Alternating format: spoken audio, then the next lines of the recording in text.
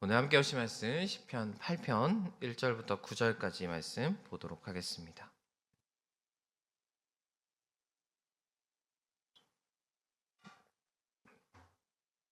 시편 8편 1절부터 9절까지 말씀 한 절씩 교독하신 후에 9절 말씀은 함께 읽도록 하겠습니다.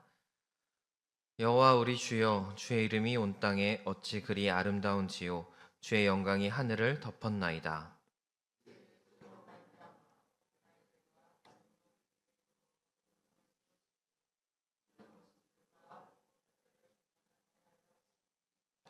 주의 손가락으로 만드신 주의 하늘과 주께서 베풀어 두신 달과 별들을 내가 보오니,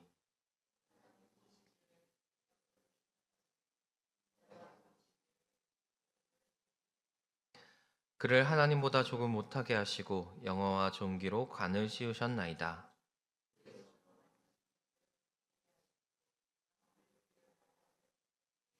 곧 모든 소와 양과 들짐승이며,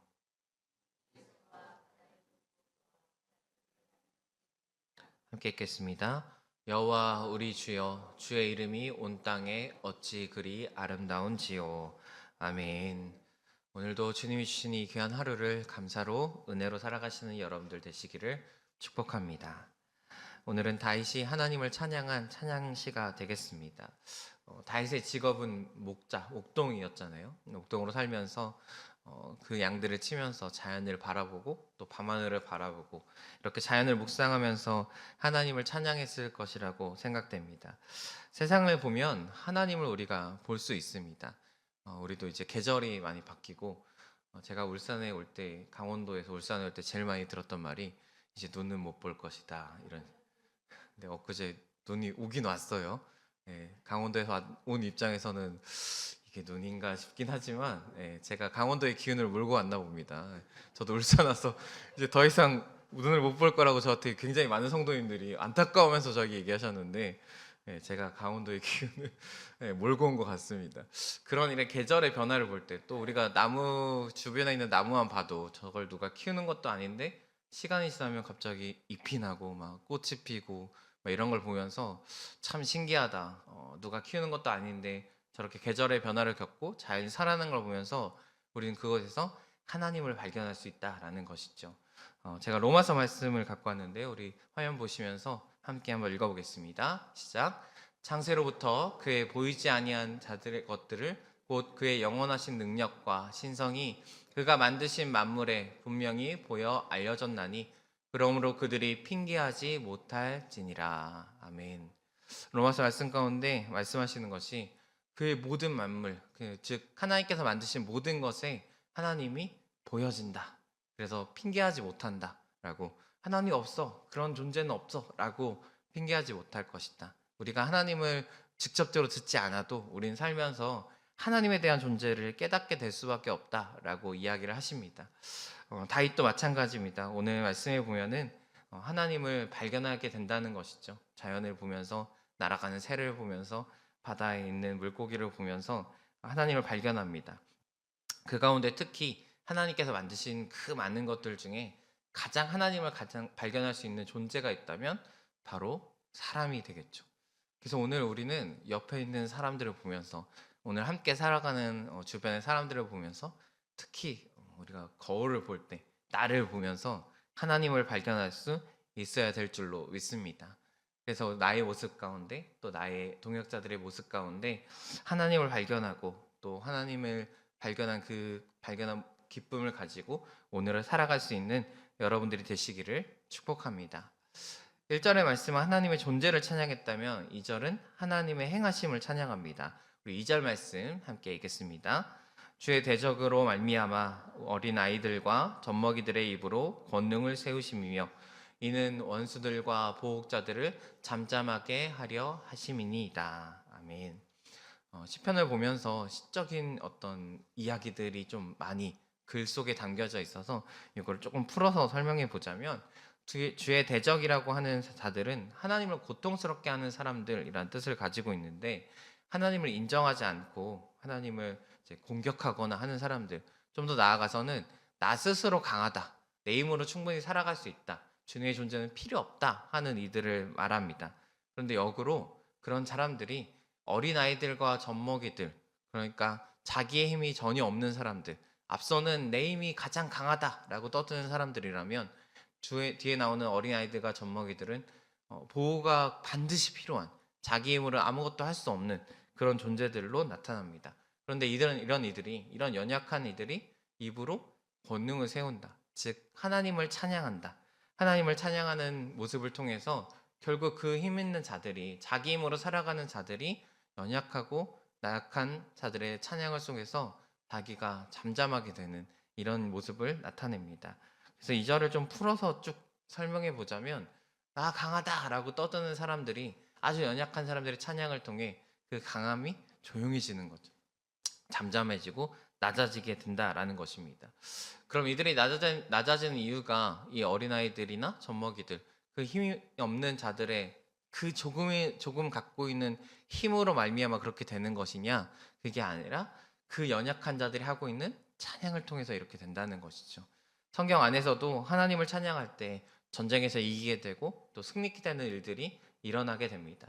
이것이 찬양의 힘이고, 오늘 우리가 하나님을 찬양해야 하는 이유가 될 줄로 믿습니다. 앞서 얘기했듯이 다윗도 하나님을 통해 사람의 존재를 발견합니다. 다윗의 어떤 감탄과 같은 구절인데요. 4절 말씀 우리 한번 읽겠습니다. 시작. 사람이 무엇이기에 주께서 그를 생각하시며 인자가 무엇이기에 주께서 그를 돌보시나이까. 마치 우리에게 지금 이 말씀은 사람이 무엇이기에 주께서 그를 생각하시며 또 인자, 또 그를, 이런 단어를 볼 때 당연히 우리 머릿속에는 예수님을 찬양하는 거구나 이렇게 떠올릴 수 있지만, 시편의 상황 가운데서는 예수님이 없었던 상황이기 때문에 인자, 그가 사실은 사람 자체를 지칭하는 것입니다. 다윗은 시편을 지을 때 이 예수님이 없었고 사람 자체를 보면서 자연을 통해서 위대하신 하나님을 발견함과 동시에 그 하나님이 이 사람에게 베풀어 주신 것들을 보면서 감탄하고 있는 것이죠. 우리가 하나님의 창조의 이야기를 볼 때 6일간 창조하시고 마지막 7일간 안식하신 이 사건들을 보면서, 이 사건을 딱 두 가지로 딱 종합하면 1일부터 3일까지는 공간을 만드셨고요, 4일부터 6일까지는 그 공간을 채우시는 하나님의 모습을 보게 되어집니다. 그리고 그 마지막의 정점이 사람을 만드신 것이죠. 그래서 사람의 관점에서 온다면 이 사람을 살게 하시는 환경을 다 만드신 다음에 사람을 거기다 이렇게 딱 갖다 놓으신 어떤 사건이 되겠습니다. 그렇다면 사람을 왜 만드셨을까? 하나님은 사람을 함께하기 위해서 만드셨다라고 이야기합니다. 우리를 만드셔서 일 시키시려고, 종으로 삼으시려고 하는 것이 아니라 우리를 하나님과 함께 하시려고. 그래서 에덴 동산에 놓으시고 어떻게 하냐 보자. 너 얘는 뭐라고 할래? 그래서 자자. 그럼 우리가 지금 사자라고 부르고 있는 그런 사건들을 만드신 것이죠. 그리고 다윗은 또한 사람의 하나님보다 조금 못한 존재로 만드셨다라고 고백합니다. 우리 5절 말씀 이어서 읽어보겠습니다. 그를 하나님보다 조금 못하게 하시고 영화와 존귀로 관을 씌우셨나이다. 사람을 하나님보다 조금 못하게 만드셨다라고 이야기합니다. 어떤 사람이 저에게 키가 몇이에요? 이렇게 물은 적이 있습니다. 가끔 그런 얘기 듣잖아요. 요즘엔 또 그런 얘기도 잘 안 묻지만. 그래서 저는 이렇게 설명했습니다. 제 키는요 2m가 조금 안 됩니다 라고. 예, 틀린 말은 아니잖아요. 예, 2m가 좀, 제가 170 조금 넘는데 보통은 이제 170 조금 넘습니다 라고 이야기를 하는데, 어느 순간 뭔가 170보다 조금 넘는다는 게 뭔가 사람들이 180이 넘어야 키가 큰 사람처럼 인식을 하기 때문에 이 사람에게 얘기할 때 조금 더 커보고 싶다 이런 생각을 하다가 제가 생각해낸 아이디어가, 거짓말은 할 수 없고 2m가 조금 안 됩니다 라고 했더니 굉장히 크게 생각하시더라고요. 오늘 이 말씀을 한 이유가, 우리가 어떤 걸 비교할 때 나랑 제일 가까운 존재에게 비교를 하잖아요. 그런데 오늘 다윗은 사람의 존재를 하나님과 비교합니다. 게다가 하나님보다 조금 못한 존재로 비교를 하고 있습니다.